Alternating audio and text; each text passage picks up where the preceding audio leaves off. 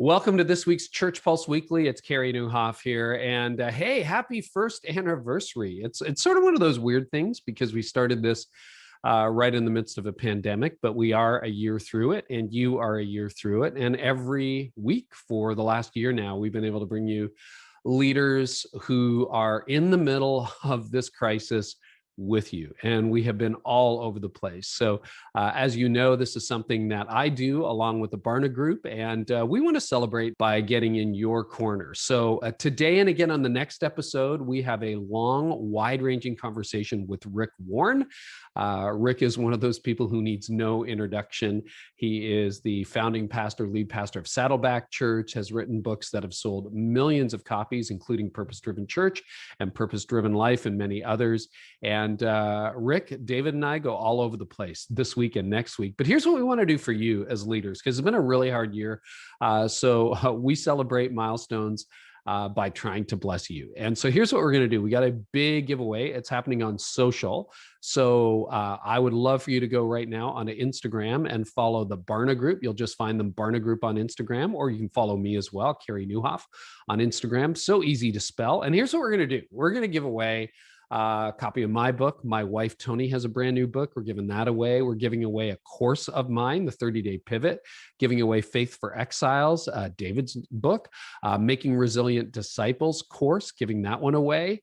And a few other things just for fun. And what you need to do is find us on social. So Barna Group and then Carey Nieuwhof, like the post, follow us. Well, I guess you could start there. Follow us, like the post, and then tag 3 friends in the post. And then on the 19th of March, we are going to pick a winner. And we're going to really, really help that winner, hopefully by getting those resources in your corner. So if you could do that, that would be great. And in the meantime, this went well. This was a great conversation. So let's dive right into the conversation David Kinnaman, president of Barna Group, and I had with Rick Warren. Today, we bring you Rick Warren, the one and only Rick Warren. Rick, thanks for joining us. Thank you. Good to be with you, Carey. Thanks. I love all your stuff. And well, by the way, I kind of like Dave too. He's been a compatriot. He's been a rabble rouser for as long as I knew him. That's why I love him so much. Well, it's a joy. It's the first time you and we've connected a little bit just through DMs, but I just want to say a huge thank you. I was one of the people who bought like the first editions of Purpose-Driven Church, Purpose-Driven Life, the whole library sitting right behind me. And it's wonderful. As I said to David when I met him, who, you know, from a guy in Canada who finally gets to meet some of the people who've guided him for decades, it's a real joy. So thank you. Thank you. Well, like I said, God has gifted you with a sharp mind and a good pen, and you're helping a lot of ministers and pastors and church leaders out there, Carey. So keep it up, man. It's very humbling. Thank you. Rick, a year unlike anything we ever expected. What has been the biggest, I mean, you know, when you've been in ministry for decades, as you have, few things probably surprise you, but I bet you something surprised you. What surprised you over the last 12 months since the whole pandemic started? That's a great question. You know, it was funny because a year ago in January, every pastor was preaching their 2020 vision message, which they thought was very original and very creative. And we were all laying out where we thought the year was going to go. And God was sitting in heaven laughing, going, "You have no idea." Okay. And I was just 2 weeks or 3 weeks into, it was actually last year, 2020 was the 40th anniversary of Saddleback, the 45th anniversary of my marriage, my 50th year in ministry, and my 60th year as a follower of Jesus. I've been walking with Jesus for 60 years. And so I was planning all these celebrations. They're out the door. Okay. And when COVID hit, I immediately switched gears from the message on vision to going through the book of James, because it's a book written to people in transition. They weren't having a pandemic, they were having persecution. And they'd all been scattered. They had lost their jobs, they'd lost their homes, they'd lost their friends, they had been diaspora scattered out. And so I spent the year, I did 31 messages through the book of James. It's only 5 chapters, but there was so much stuff in it. It's kind of the Proverbs of the New Testament. So every verse is like a different point. And I called it Principles for Living Through a Pandemic. or a faith that works when life doesn't. And as we go through these five, storms that we saw this last year, then I was able to deal with each of those storms because it was so relevant and practical to go through it. The biggest change that I have seen in our society is this: Christians no longer get their primary identity from either Jesus or the church, but last year, this primary identity was through politics. Wow. That is a terrible, terrible problem. Every time, if you know anything about church history, and I'm a student of church history, I've got over 150,000 volumes in my library. I started reading a book a day when I was 14. And if I weren't a pastor, I'd be a church history teacher. But if you know anything about church history, you know that every time the church has gotten in bed with government, it got pregnant. And it was a bad situation. And today there are people who would more likely say, well, I'm of Apollos, or well, I'm of Paul. And that factionalism, I can't tell you how many hundreds of pastors I've counseled this last year who are seeing the worst conflict in their churches since in America since the Civil War. And that's tragic. But there's a lot of that going on, and we have to really remember that God has given us the ministry of reconciliation, that we are to be peacemakers. How do you think that happened? I mean, that could be a whole podcast in and of itself, but I mean, you've been around for the whole run from the moral majority through to the 90s, the 2000s. I mean, you've seen different administrations come and go, and you've counseled presidents. So where do you think the line got crossed? Well, I think you hit it. I think you hit it. In 1980, the moral majority was formed, and it was the first of what has been a 40-something year progression where many Christians started putting their faith in government to change society rather than the church. Well, friend, that's not going to work. You don't change people by laws. There's no law that's going to turn a bigot, a racist into a lover. In fact, the whole book of Romans teaches the law doesn't work for that. You need the law for people who aren't going to change, but it doesn't change motives. It doesn't change attitudes. Only Jesus can do that. If I thought that you could change society by passing laws, I would have become a politician because I'm interested in changing society. But you can't change them without changing the heart. And that's a Jesus thing. Governments can't love, governments can't transform. Now, let me say this. People say, well, are you against government? No, I'm not against government. I am against partisanism. And I besides Billy Graham, I think I'm the only guy who's prayed for both the Republican president inauguration and a Democrat. I did it for Bush and I did it for Obama. And the reason why is because I have friends on both sides. When I first became a pastor, the first thing I did was register as an independent. So that I wouldn't be co-opted. I have been invited many times to speak for, or pray at a Democrat or Republican convention. And I've always turned it down because I see those as partisan. I would do a national event that involved everybody, but I would not do a partisan event. And here's the problem. Pastors now get typically an hour to influence their flock each week, but they're getting 3 hours of opinion every single night on cable news.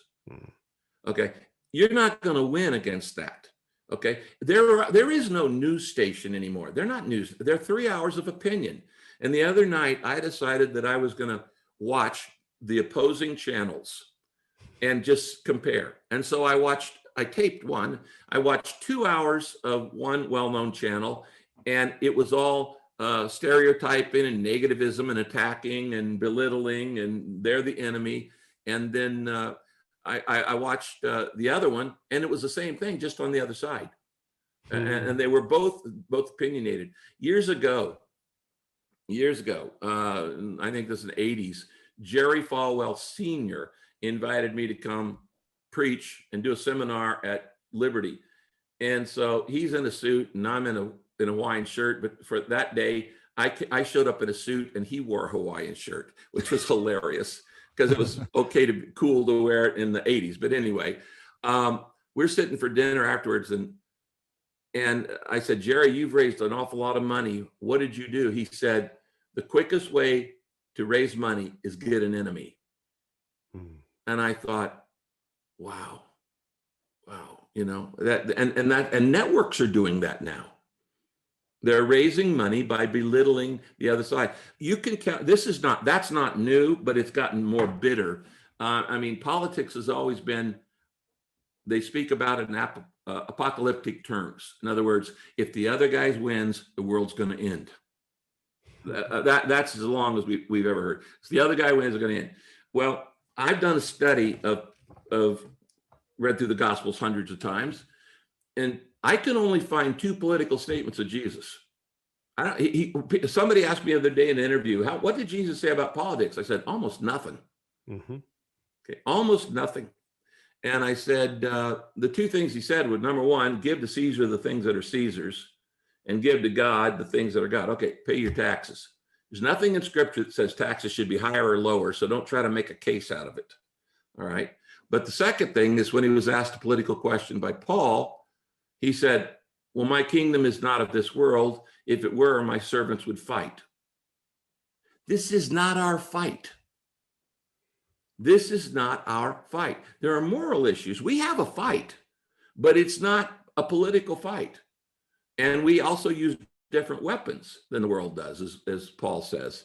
So I'm grieving. I really am grieving that well-meaning Christians have drunk the Kool-Aid and have seen their primary identity as this side or that side, or this conspiracy theory or that, or whatever. And it's not going to change overnight. But but my hope is the next generation.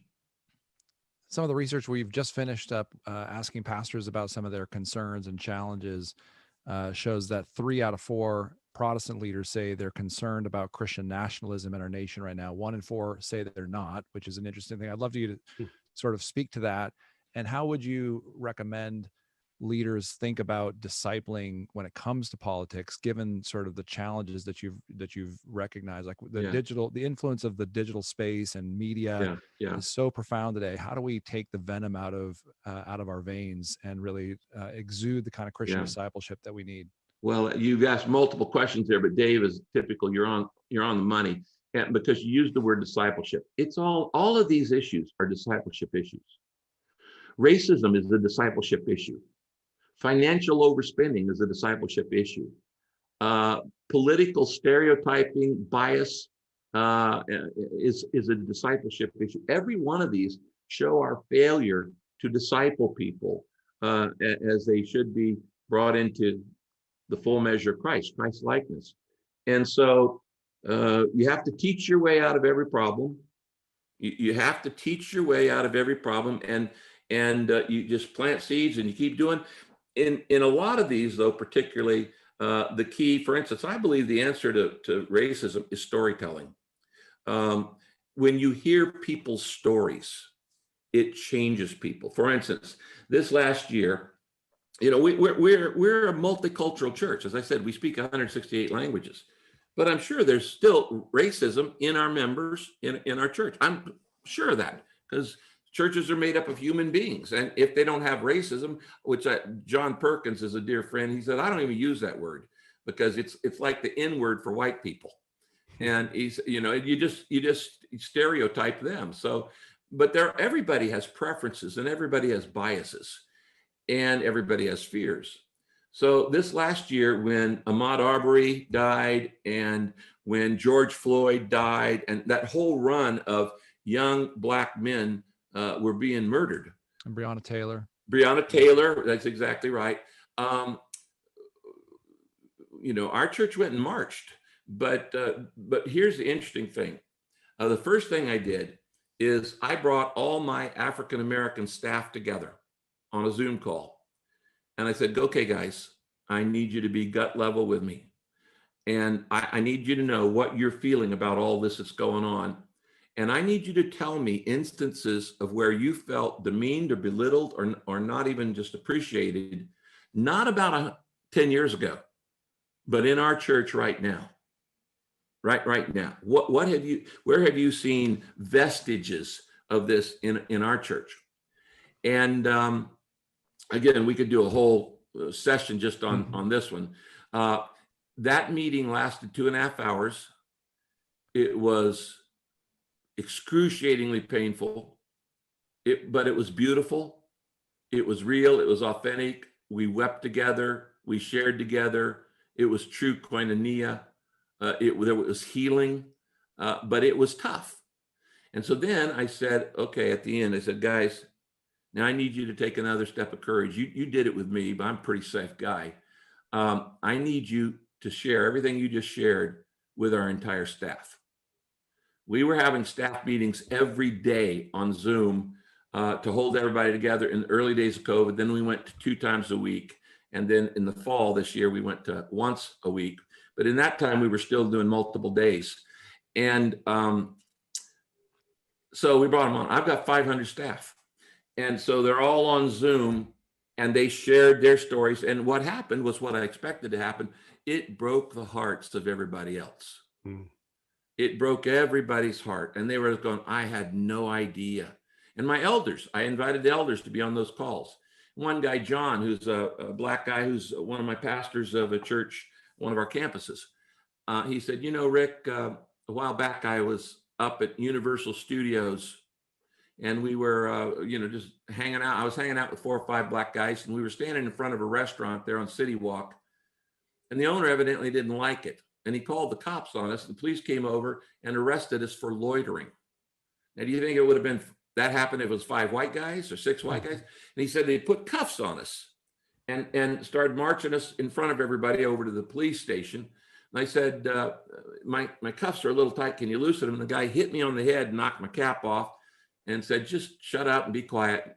So we get in there. And then he said, we got to see some ID. When I showed him that I was not only a reserve officer in the Air Force, but a pastor of Saddleback Church, they said, oh, we're sorry, you can go. That's blatant racism. Okay. And for people to hear that, and I said, guys, nobody likes to be driving down the street and a red light turns on and you get pulled over. We all get nervous when we have an encounter with law enforcement. But I said, I've never worried that I was going to be thrown on the ground. I've never worried that I was going to be shot, that I might lose my life. I've never worried about driving while black.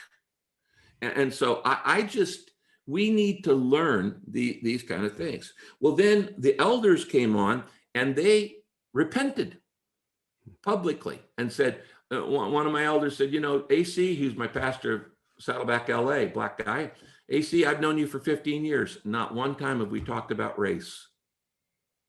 I'm sorry. Okay? I mean, we're friends. We're close friends. But this has been like an off-limit issue. And one of my staff members said, I'm a black woman in an all-women's white Bible study. And said, I have a son the age of Ahmaud Arbery. And when he died, I felt it. Not one of those women asked me, how does this make you feel? It's all about empathy. It's all about sharing stories. And so then we opened it up. We ended up with 17.5 recorded hours of staff meeting.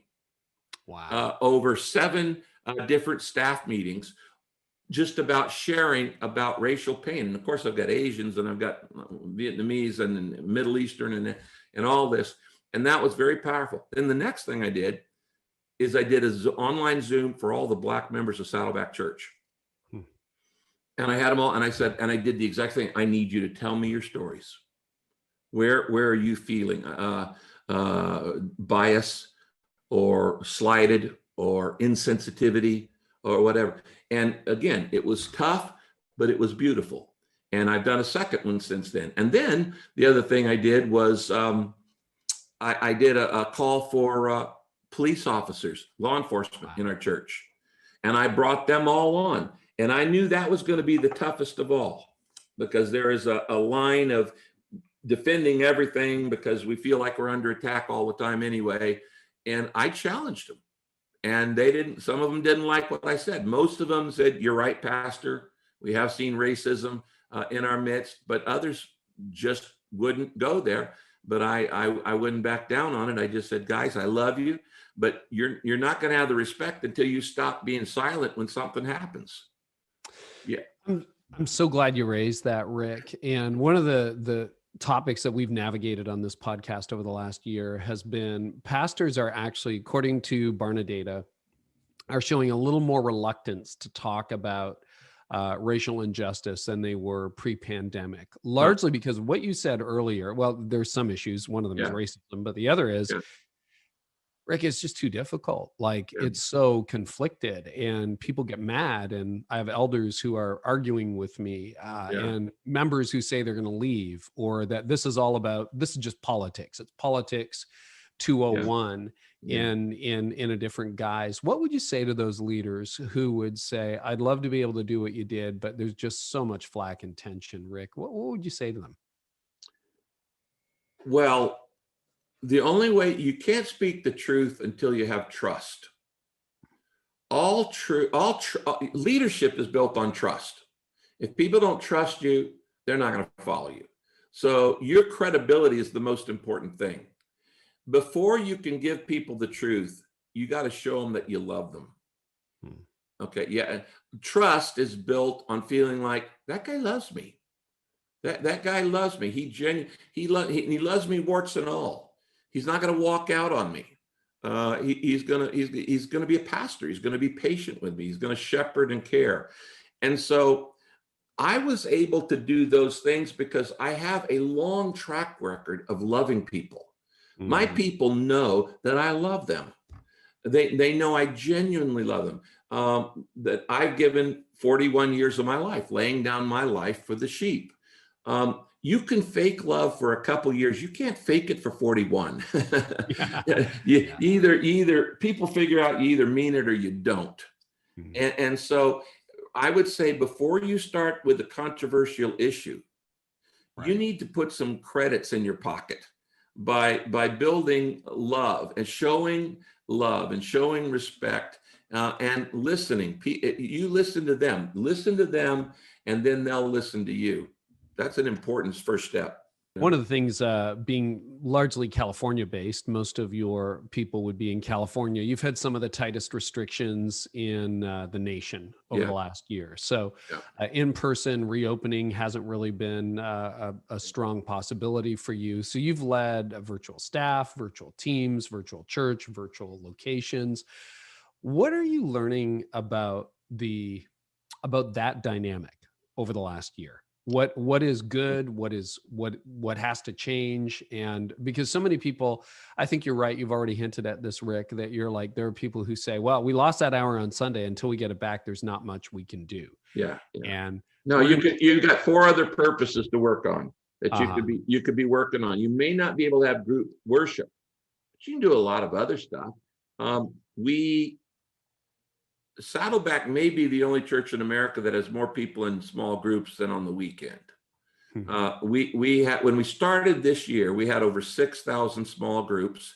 I have typically on a weekend, I was having about 30,000 people at our services. But during the week, we had about 45,000 in 6,000 small groups spread out over 192 cities, spread all out. Well, when the governor of California announced you can't have church right now, I said, now, you know what? There will be smaller churches that can open up before we do. We'll probably be I said the last thing to open in Orange County will be Disneyland and Saddleback. Okay, because we're the 2 biggest things, which, by the way, we have both been chosen to be super sites for vaccines. And we're gonna be vaccinating probably, I don't know, they think they can do 50,000 a week because of our size. But bottom line is, I said, we're gonna be grateful for other churches that can open up before we do. That's okay. We love them. We're happy for them. We're not jealous of them. We're all on the same team. But the very sheer size, we could be a super spreader because there's so many of us. But so anyway, we had these 6,000 small groups. I started preaching at the end of every message. If you're not in a small group, you're not going to make it through this COVID at the level of energy and comfort and support that you need. So you need to get in group. We started 1,500 new small groups. Okay. And so when the church couldn't meet, we just met in small groups. And then the governor came and said, you can't meet in small groups. And so then we went to online.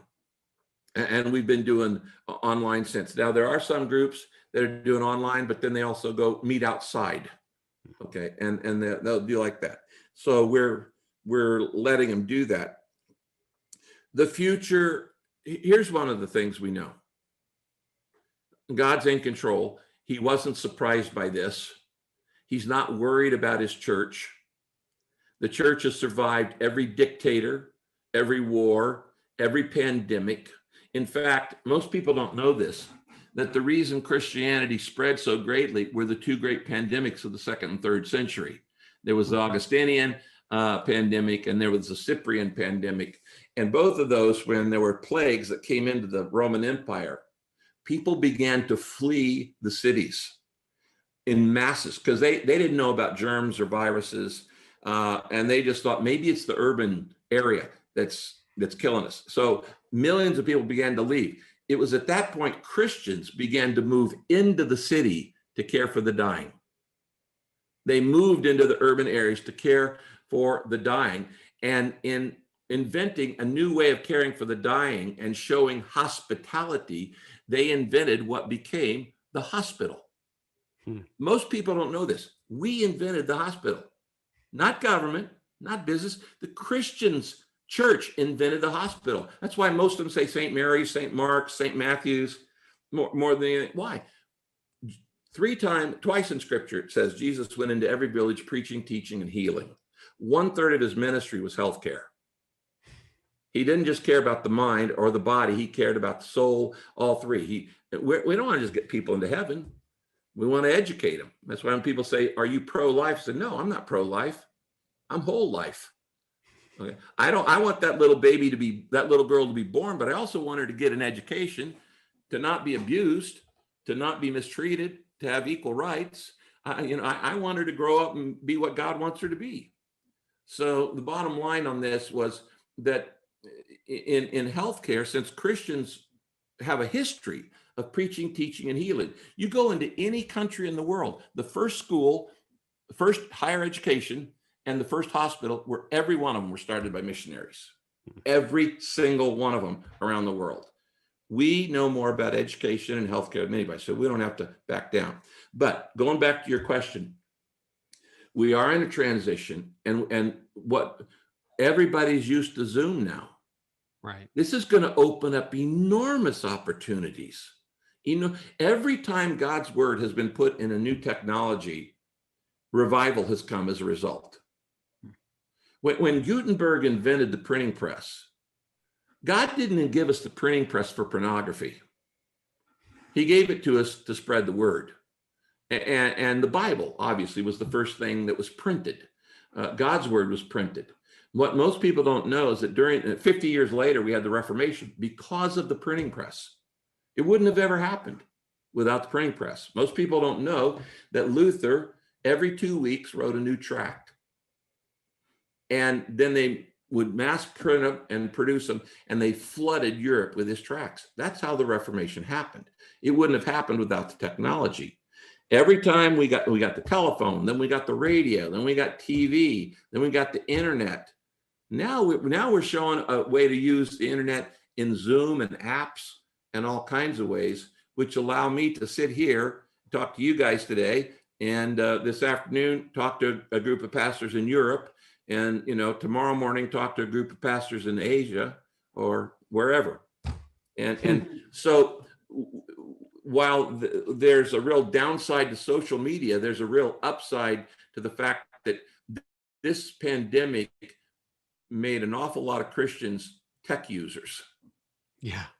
One of the discussion points that's come up, because you mentioned that no government, we've survived dictators, we've survived revolutions, we've survived pandemics, etc. But any thoughts about the pastors who are saying, hey, the government's trying to suppress the church by not allowing us open, or now there's a conversation about, well, we're going to get shut down on YouTube or social media accounts because we're Christians. Anything you want to say into that space to those who are worried that freedoms are being curtailed on, like, in a discriminatory way? Yeah. Yeah, I totally reject that idea. And the very fact that people tried to politicize a pandemic is just dumb. This is a safety issue, not a First Amendment issue. Now, you might have a case if everything else opened up except the church. Okay, but we're not being discriminated against. We went an entire football season. Sporting events are shut down. There are no concerts going on. Theaters are shut down. Restaurants in Southern California are shut down. So you can go on and on. If we were the only ones, yeah, I would be the first to raise my hand and say, we're being discriminated against. This is not a discrimination issue. This is a healthcare issue. And the Bible says, love your neighbor as yourself. The most practical way right now you can love your neighbor as yourself, wear a mask. Okay. And to not wear one basically says, I don't care about you, or I don't even care about your fears. You could be the serious thing about this virus. And I know all these leaders. I knew the head of the CDC, Bob Redfield, and I knew Debbie Birx, and I know Francis Collins, head of the National Institute of Health. They're all good Christian people. And I worked with them for years on other pandemics around the world, and particularly AIDS. Bob Redfield, who was the head of the CDC during this last year, came to Rwanda and built the program that Saddleback introduced in Rwanda. It's being copied in the peace plan in different places. These are good people. They're not partisan politicians. They're not trying to, it's not socialism in disguise. We're trying to shut you down. They're just trying to be careful. And love your neighbor as yourself means, well, I said, what's insidious about this is that you could be a carrier and have no symptoms. Okay, that's a problem. I could carry it and not have symptoms. And so when I don't wear a mask, I'm gambling without knowing that I'm safe, that I'm not harming you. Now, let me just say this, because every pastor's had what I've had. I've had enormous pressure to reopen the church from my own members, not from everybody, but from pretty much the people who are watching those 3 hours every night on TV.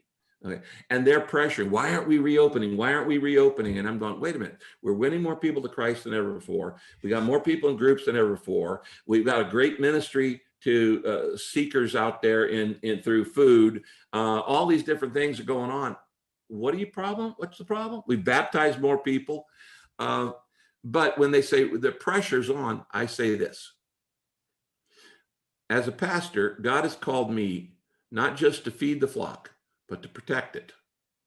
And that means protecting it physically as well as emotionally and spiritually. I will one day stand before God and give an account of my leadership to him. How well I shepherded this flock. Did I protect the sheep that God put in the stewardship of me? I couldn't imagine going to heaven and saying that I let members die because I had such an ego, I needed a crowd to speak to. I'm not willing to gamble the health of my members to nurse my ego that would like to have a live audience. Okay. And I said, so I'm not willing to accept that responsibility. But then I said, are you? Those of you members who want me to reopen, are you willing to accept the responsibility to stand before God one day? I had 3 members die this week of COVID. Okay, without services, no telling what could happen. Are you willing to accept responsibility for the death of a brother or sister in our family? And you have to control the controllables, but trust God for what you can't control. Yeah. Okay. Yeah. So we don't know what's going to happen. We don't know how long this virus is going to last. We really don't. You can do longer than we thought it would. Certainly, you can do scenario planning. But here's something I do have control over. The amount of time I spend with God. I have complete control over that. And one of the things I've been teaching pastors this last year is a habit that I've been doing every day since COVID started. And we all talk about a quiet time. Yeah, that's good. But here's another one. It's a habit I call HWFW and HWLW. His word first word and his word last word. What I do is I'd say, get a translation of the Bible that you like to read. Set it by your bedside, right by your bed, and open it up and never close it. A closed Bible is easier to ignore than an open one. Leave it open. Pick a book, the Gospels, Philippians, Proverbs, Psalms, just doesn't matter. Pick a book. When you get up in the morning, before you even get out of bed, you sit on the side of your bed. You don't look at your phone first. You don't listen to the radio. You don't turn on the TV. You don't read a newspaper. You don't fill your mind with bad news. Before you do anything else, before you get out of bed, you grab that Bible and you start reading. And you read until something speaks to you. Okay? Say, how long do I read? It doesn't matter. Just till something speaks to you. It may be one verse. It may be 15 verses before you get to something. You look for something that challenges you, or you look for something that comforts you. Both of those will feed your soul. Something that comforts you or something that challenges you. And when you get to a verse that either comforts or challenges you, maybe you only read one verse, you stop. And you say, I need to think about that. I've memorized many of those verses this past year. I just say, I need to think about that verse. And then I get up, his word, first word. I fill my mind with truth before I do anything else. And then at the end of the day, when I get ready to go to bed, the last thing I do, right before I put my head down on the pillow, is that Bible's sitting there open. I've left it open. And I start with the next verse. And I keep reading until something challenges me or comforts me. Challenge or comfort, both will work. Both will feed your soul. And then I go, I'm going to go to sleep thinking about that. And I put my head down. This is he restoreth my soul. He gives, the word revives the weary heart, scripture says. And so what we have is people not getting enough input or getting the wrong kind of input. If I listen to 3 hours of TV a day and I spend nothing in the word, well, of course I'm going to be drained. And so that's an important thing, is to do that. But let me give you another one, because just as important as the word, every pastor needs to schedule a daily connection with people you love. Every pastor needs to schedule a daily connection with people. You refill your cup by connecting with people you love. Now, obviously, we can't do that with safe distancing, but you can do it with technology. You can do it with Zoom. You can do it with Skype. You can do it with FaceTime. I think seeing, like me looking at your faces right now, that's far better than just, audio, because we can see each other. We can read each other's emotions, but you need to connect with people. Now, here's the interesting thing. By the way, this is what Paul did. He did letter writing, while he's quarantined in the Roman prison, chained to a guard 24 hours a day. What's he do? He writes to his friends. Well, I'm glad he did that. We got the Bible out of it. But here's an interesting fact. The latest research on this shows that your brain, it doesn't need a lot of time to be encouraged. When you call somebody on the phone, the most important encouragement comes in the first 30 seconds. A phone call doesn't have to be 20 minutes with somebody you love. It doesn't have to be 30 minutes. A 2-minute phone call does wonders for lifting people's moods. In fact, as I said, most of the power, most of the encouragement, most of the benefit comes in the first 30 seconds. The fact that you called is an encouragement. So as a pastor, you don't have to make these long phone calls to people you love. Just call and say, I just wanted to say hi. I love you. How you doing? Praying for you. And we one of the 2 new ministries we set up, actually revived them. We started them years ago and then let them die. One's called Care Callers, one called Care Writers. The people who want to serve the most in our church are the people who are retired. They've got all the time on their hands. They don't have little kids at home. And yet those are the people I needed to protect the most during COVID. I said, I know you serve, you've served for years, you're faithful, but I need you to stay home. So we're going to invent a thing called care callers, and I'm going to give you a roster, and you call through this list members and just say, Rick asked me to call and see how you're doing. How are you doing? You need anything? Can we bring you some food, toilet paper, whatever you need? You're kind of, so we turned shut-ins into ambassadors. And we also, if you don't like the phone, well, we'll give you some people to write notes to. And we start care writers. And right now I have over 900 care callers and care writers who've contacted who knows how many people. Rick, it has been, you've kind of mentioned opportunity, but I'd love for you to kind of review the kind of year you've had at Saddleback, because here we are unable to reopen, under the tightest restrictions in the nation. So tell us what's happened. Well, everything we do, we try to base it on some kind of scripture, obviously, because if a principle is biblical, it's transcultural.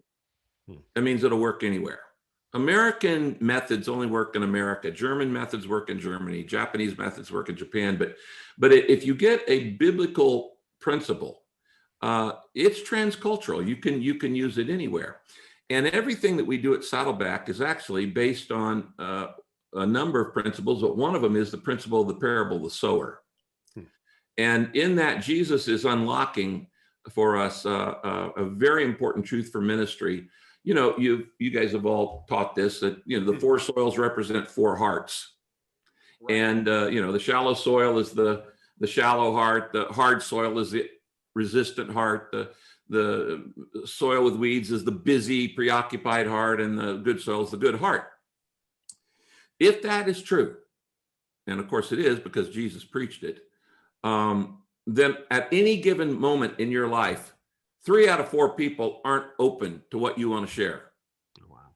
Okay, you just need to understand this. At any given moment, only 25% of the population is receptive. So that's okay. Now, I am not responsible for making soil receptive. That's the Holy Spirit's job. My job as a good farmer is to plant the maximum amount of seed where the best soil is and see the results, and not waste seed on unresponsive soil. That's a really important principle of stewardship. Don't waste your seed on unresponsive soil. It's God's job to make the person responsive, and it's our job to sow the seed. So how does God turn hard soil into soft soil? He sends a storm. Okay, he sends a storm. He batters it with a storm. And rain softens the hardest desert, the hardest heart. People are most likely to receive Christ when they're in transition or under tension. In transition or under tension. When major change is going on, it can be a good one or a bad one. It could be just got married, just had a baby, just graduated, just got a new job, just moved to a new area. Or it can be in negative: death, divorce, disease, chronic loved one dies, bankruptcy. All those get their attention. Now, what I'm telling pastors during this season is you will grow a church even in COVID if you will stop trying to focus on everybody. You will build a church for the rest of your life if you'll just focus on people in pain. Just focus on, and there are plenty of them out there. It's not my job to take that 75-year-old resistant dude in Pasadena who's lived there for 30 years and already decided that he's going to church or not, and try to convince him. No, I'm just going to wait until God softens his soil, because one day his wife's going to die. And then all of a sudden I've got his attention. Now, there are social factors that soften the soil. We're seeing them. 5 major storms this last year, 5 major storms socially, but then they're just personal stuff that happens in people's life. And if you teach your members to look for people in pain, see, this last year, it wasn't just our banner year for evangelism. Over 16,000 people gave their lives to Christ at Saddleback in 2020. But here's the amazing thing. over 12,000 of them did it through one-on-one witnessing. Wow. The I want to personal, talk about that. the personal evangelism of my members did that. Why? Because we trained them to look for people in pain, to be there in pain, and to share in pain. And, I don't do much of the baptizing anymore because I got a staff, but this last year, I personally baptized over 1,000 people, just me, during COVID. So we had about 4,000 or 5,000 people accept Christ through our online services, but far more through personal evangelism. 2 to 3 times more people coming to Christ through, hey, can I help you in your pain? Can I help you one-on-one? So it's just look for people in pain. Now, I said there's 5 storms. Okay, here are the 5 storms we had. We had what I call the global infirmity. That's COVID, the global infirmity, pandemic. I've been involved in pandemics in the past. We were involved in AIDS for 20 years when it was a big pandemic. And viruses mutate, just like AIDS did. Global infirmity, social instability. We saw cities in rioting and all kinds of stuff. Cities, social instability, racial inequality. And we went through those series of deaths of young Black men, which is a big deal for my church because I think we're probably the most diverse church in America. We speak 168 languages at Saddleback. I don't think any church beats that. I've got 20 Black pastors on my staff. Of my 20 campuses, most of them aren't white guys. They're Indian, they're Asian, they're Vietnamese, they're Middle East, they're African American. We're United Nations. But racial inequality, financial instability, financial insecurity, and then political incivility with the questioned election and stuff like that. Any one of those create pain, but 5 of them dumped on us at once. Were really the precursor that allowed us to reap a huge harvest this year. And one of my pastors, my executive pastor, is on a call with the largest churches in America every other week. And he said, Rick, every one of those guys, they always keep talking about, they're so anxious. How do we get the church back open? How do we get the community back into the church? And that's all they're talking about. How do we get the community back into the church? I go, no. We're going to do the exact opposite. How do we get the church into the community? Okay. How do we get the church into the community? We've been closed. How is it that you have your greatest effective year of evangelism and you don't have a public worship service for over a year? Huh? How is that possible? Well, it's the same possibility as the first 300 years of Christianity, where there were no church buildings and there weren't public worship services.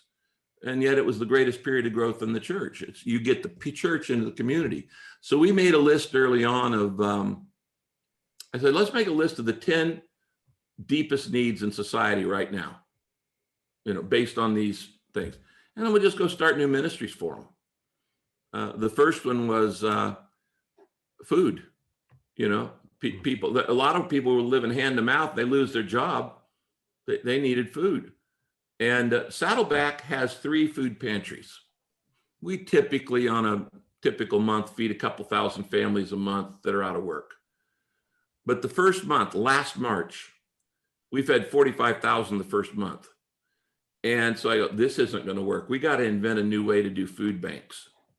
We got to be creative and innovate. And so 126 food banks in Southern California closed during COVID. 126. So we went out and we started a thing called pop-up food banks, where we partnered with all the schools, the Board of Education, the Board of Supervisors, and we said, we'll come to you. And we started over 400 pop-up sites. And the report I got yesterday, let me read this. Okay, over 13,000 of our members have fed over 8 million pounds of food to 552,000 families. Wow. We're now the #1 food distributor in Southern California. Saddleback Church is the #1 food distributor in Southern California. Well, then we just said, teach them how to share their faith. A lot of those people come through. My worship leader, John Cassetto, the other day said, I led a 50-year-old Buddhist couple to Christ. Tell me about it. So I was out in the food lines, one of the food pantries, and a couple came up and we gave him the food. They said, well, what is this? And he said, well, it's actually a church. I said, a church? Yeah. He said, have you ever heard of Jesus? Well, we heard of him, but don't know any about him. And so he explained the gospel and said, would you guys like to get to know him? Oh yeah, this sounds great. And he led a couple of Buddhists to Christ right there, sitting in their car with their mask on and his mask on. Man, oh man. Yeah. Well, Rick, that's quite a year. Yeah. Yeah. Part of it is, I think we really were prepared for this in ways that maybe some other churches weren't, because of this philosophy based on go after people in pain, we are alert to any disaster. This is actually the 33rd national or international disaster we've been a part of. So I actually have a guy on staff called the pastor of disaster. I think a lot of churches have disaster. Yeah, some of it's the senior pastor is the pastor of disaster, but it's a different meaning. Yeah. But we look for people in pain. I mean, when Katrina hit, it hit on a Friday. I got up on Sunday morning and said, guys, we got to help these people. There were over 6,000 churches in our network alone, in the PD network, that were hit by Katrina, and 400 of them totally lost their buildings. 400 churches totally lost it. Most of them were small, rural, African-American churches. So I said, we got to help these people. And so I said, let's take up an offering. And on that day, our people gave 1.7 million cash. Wow. I get on a plane, and the next day I go to Baton Rouge, Houston, Memphis, and where else? One other place, somewhere, maybe Mobile. I can't remember. I gather all the pastors in the area. I say, okay, you're going to not have time for sermon prep this next year. You're going to have to help people muck out their homes. So here's a year's of free sermon. Let me tell you how to deal with the emotional after effect of this. And really, that's what I'm more interested in COVID-19. While the doctors are working on the disease, it's our job as church leaders to work on the dis-ease, the stress that's being caused by all these changes in society, rapid changes and all these storms. We're to work on the dis-ease. And I'm telling you guys, you can write this down and take it to the bank. This next year, and even after that, there's going to be a tsunami of grief. Well, that was a fascinating conversation, just part one of our conversation with Rick Warren. And so we'll be back next episode with part two. We kind of went all over the place. And just want to say thank you, man. It's been a year like none other. It's just been a year, right? Got a card from Mark Batterson a couple months ago. He's like, Carey, it's been a year. It's like, yep, it's been a year. Mark's one of the guests we've had along with so many others over this last year. And we are doing this because we want to be in your corner as a leader. So just hang in there. We're making it through this. We're doing it together. And we're committed to bringing you the best in interviews that we can produce to help you lead better. And we want to celebrate the 1-year anniversary by getting in your corner. So there's a pretty big giveaway happening on Instagram. If you missed that in the introduction, make sure you go to Instagram right now. And here's what you have to do. Just follow Barna Group. It's just Barna Group and myself, Carey Nieuwhof. So follow us. And then like the post, you'll see all the instructions on how to win, and then tag 3 friends in the post, and you'll get a number of different books. David Kinnaman's latest, mine, my wife Tony's 30-day pivot course. You'll get the Resilient Disciples course, and well, lots of things like that. So we just want to really get in your corner.